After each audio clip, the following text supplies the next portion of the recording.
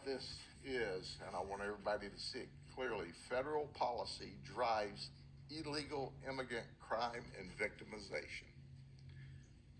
And that's the focus, other than our victims of human trafficking.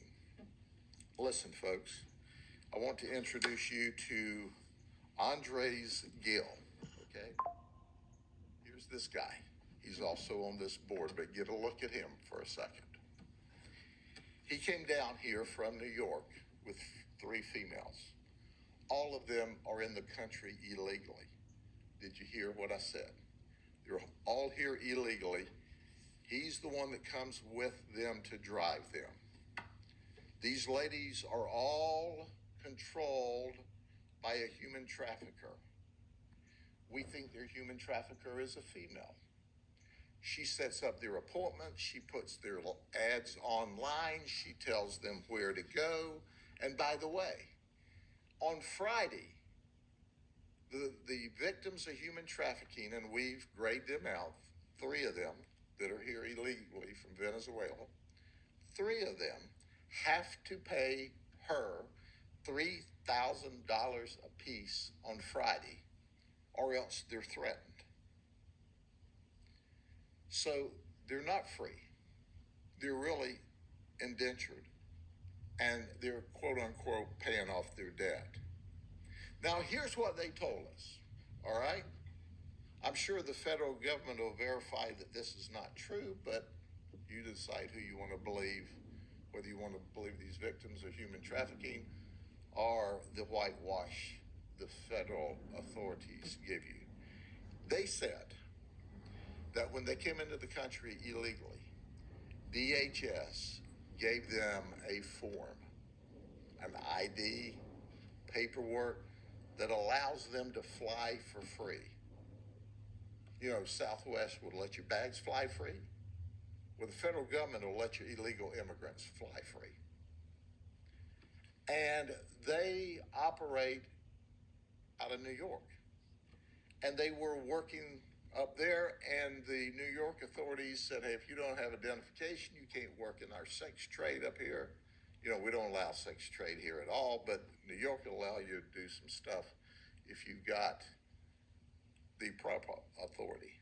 So they say they make a lot of money. They're addicted to it. These ladies are going to give you more details.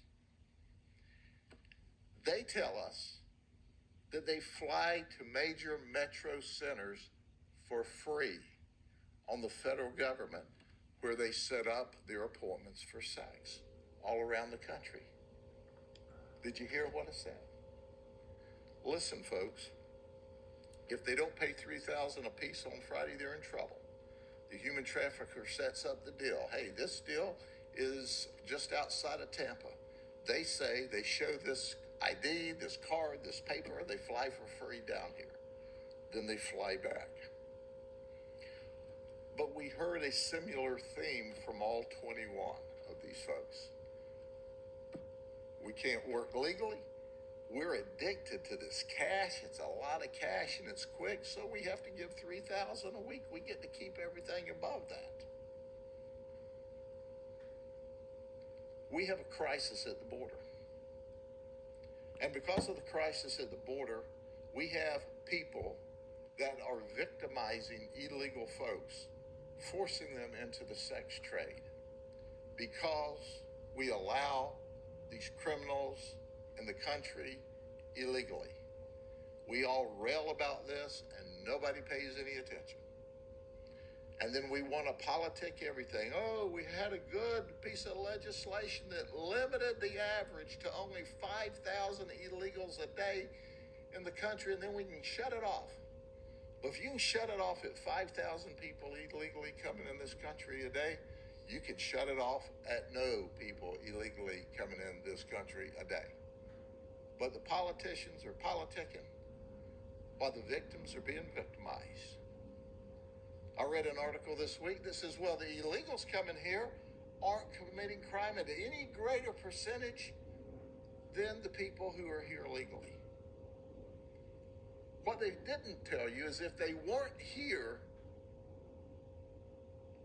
illegally at all, the crime they would commit here would be 0. So we're being victimized. But that doesn't make any difference on the national level. You see, because they sit up there behind their gated communities and in Congress, and they play politics back and forth between the two parties. What if I told you that there is a single line in the golf swing